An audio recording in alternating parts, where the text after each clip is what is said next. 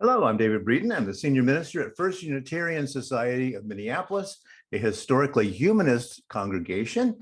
And this is Summertime Coffee and Wisdom when we are live on Tuesdays and Thursdays at 9 a.m. Central Time. The past couple of weeks, we've been looking at the idea of onward and upward, how ideas morph without us noticing, how they change over time. And really how we kind of miss the fact that these are moving targets. One of those ideas comes straight through Unitarianism. One question I am asking is, why was Unitarianism politically conservative in 1930 or 1830, but beginning to be politically progressive by 1870? How did those ideas morph with time? Now, I have mentioned this before. I pulled this from the Dictionary of Unitarian and Universalist Biographies in a sermon printed in his Vexed Questions in Theology, 1886. Clarke revised the 5 points of Calvinism into the influential 5 points of the New Theology.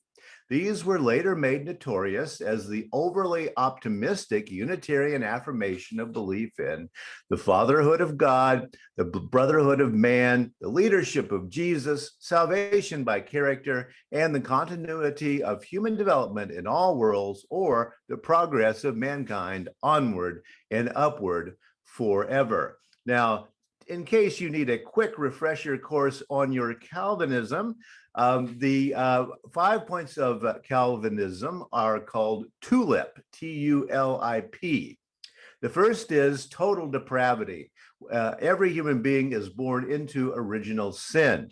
The second is unconditional election, meaning God saves those he wishes to save. That is where the idea of predestination comes from. You don't get to choose. The third is the L, limited atonement. Jesus died for the chosen only, not for everybody. Then the I, irresistible grace. God's grace is given freely, but it can't be earned or denied. So, and then the P, perseverance of the saints. Those elected by God have full power to interpret the will of God. Now you can see how these might be not all that conducive to a liberal interpretation of Christianity. Now, that was 1886. In 1885, the Unitarian Western Conference had passed this resolution. That conference was led by the Reverend Jenkyn Lloyd Jones, and it said this: the Western Unitarian Conference conditions its fellowship, that you can be in it, on no dogmatic tests, but welcomes all who wish to join it to help establish truth, righteousness, and love in the world. So here we have three very different ideas about what the concept of religion is all about. The older Calvinism that Unitarianism comes out of, very specific predestination and original sin and all that. Then the adaptation that's going on among Unitarian Christians of the day, best exemplified by James Freeman Clarke. And then this other more leftist liberal idea that, hey, everybody come on in as long as you believe in these ideas of truth, righteousness, and love in the world. And indeed, Jenkyn Lloyd Jones was presiding over the area that is going to start the idea of humanism. Now, what brought all this about, the sudden change in everything? Well, of course, it was Charles Darwin's theory of natural selection, 1859, which drew a bright line between idealism and materialism. We sometimes think, oh, philosophy, pshaw, but actually philosophy often undergirds much of what we think, even if we don't really know what these philosophical concepts are all about. But John Dewey, who was watching these things happen, said this: in laying hands upon the sacred ark of absolute permanency, that is, that everything is always the same, in treating the forms that had been regarded as types of fixity and perfection as originating and passing away, the origin of species introduced a mode of thinking that in the end was bound to transform the logic of knowledge and hence the treatments of morals, politics, and religion. So just about everything we do, morals, personal, politics, the social, and religion, all are going to be changed by this idea of the origin of species, that nothing is fixed, that things are changing all the time. So before 1859 and the origin of species, all Unitarians had been idealists in terms of philosophy.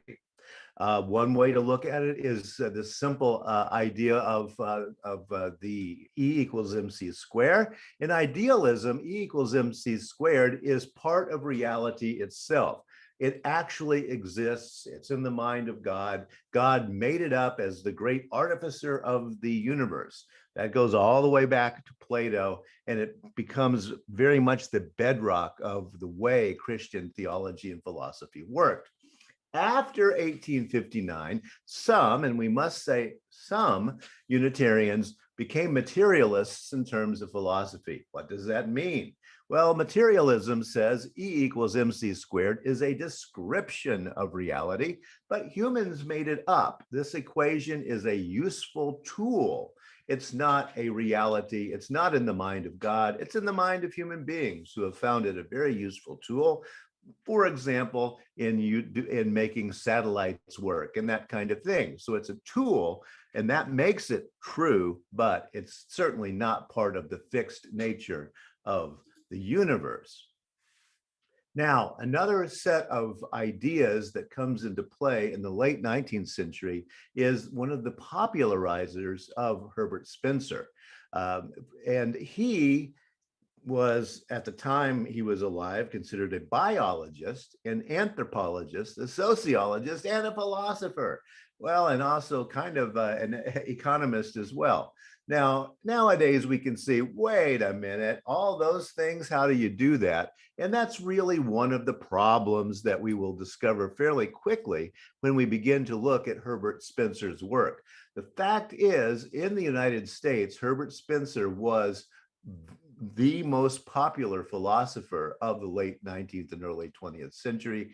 And his ideas permeate a lot of American thinking. So let's look at some of the things he had to say. Civilization is a progress from an indefinite, incoherent homogeneity toward a definite, coherent heterogeneity. Okay, wait a minute. Civilization, he knows what civilization is. He doesn't have to look into that. And notice how he assumes this idea of progress. So civilization is us, and the primitive is them before us or them out there. And this is part of the problem of Herbert Spencer's thinking. This survival of the fittest, he says, which I have here sought to express in mechanical terms, is that which Mr. Darwin has called natural selection, or the preservation of favored races in the struggle for life. Wait a minute. We have survival of the fittest, and he's saying this is exactly what Darwin was saying. Well, actually, it wasn't. And also, he throws in this term races.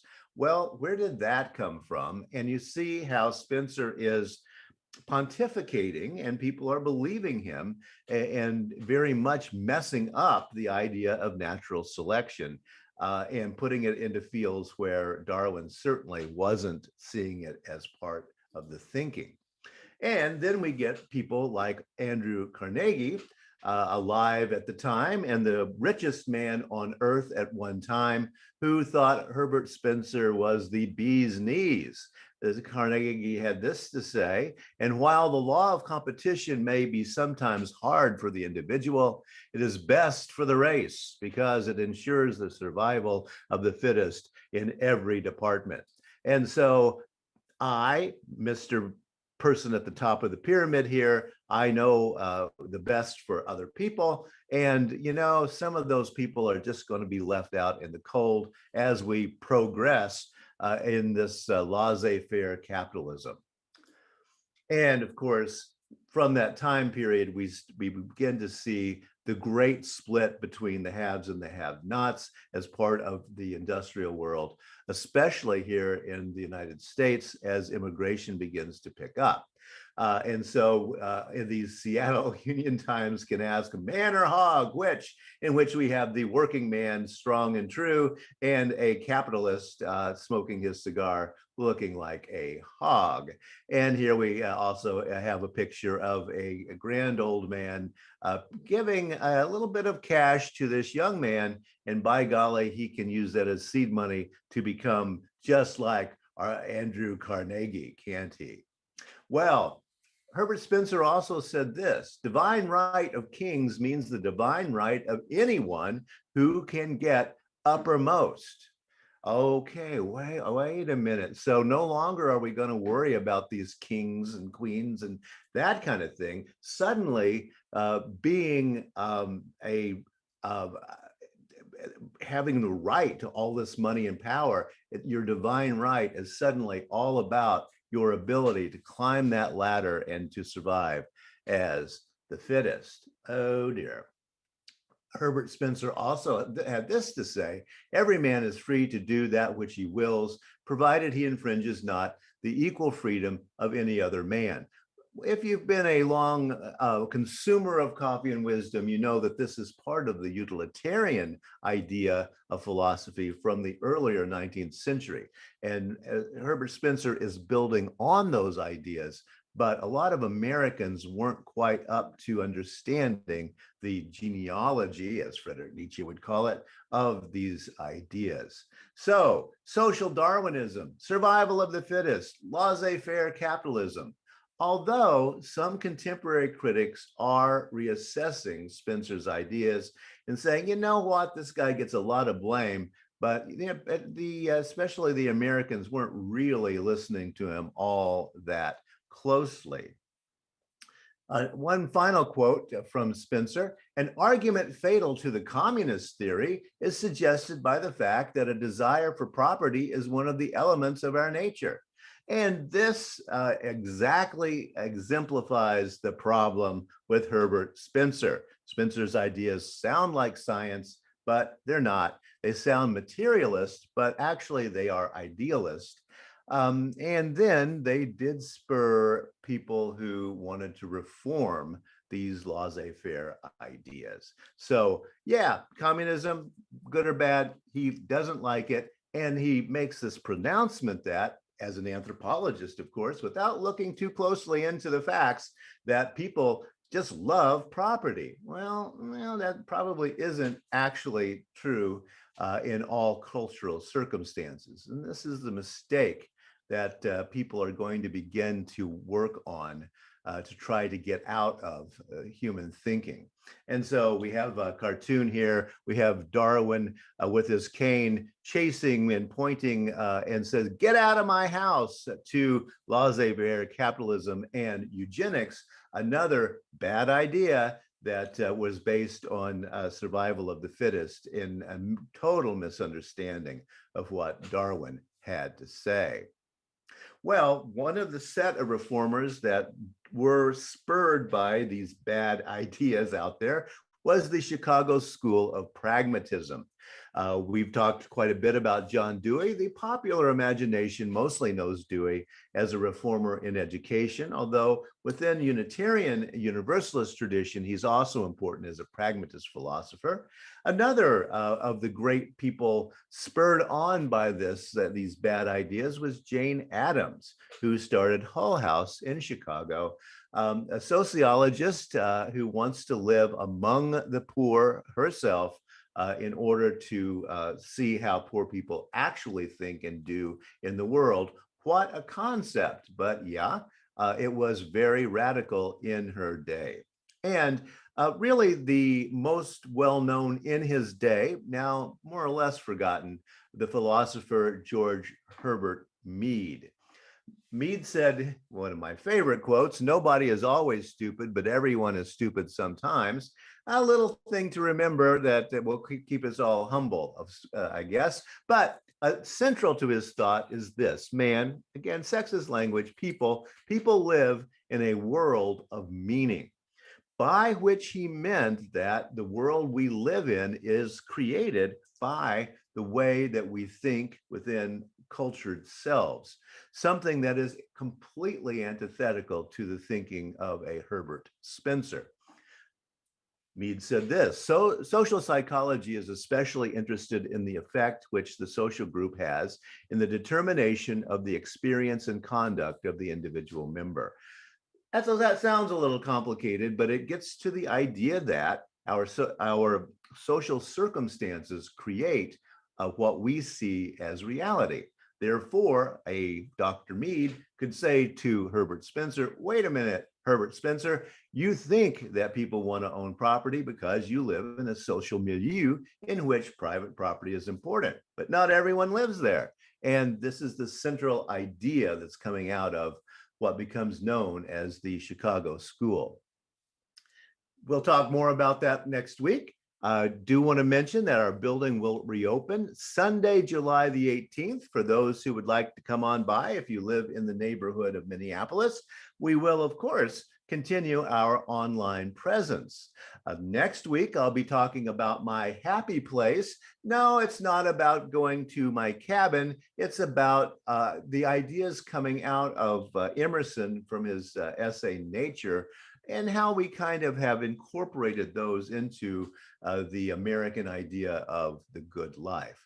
This Sunday, we will still be online at First Unitarian Society, 10:30 a.m. This Sunday, I'm going to be talking with a young woman, Besa Buell. She lives in South Florida and is a movement chaplain and a humanist. And she'll be talking about the ideas of getting out into the street and working for a better tomorrow.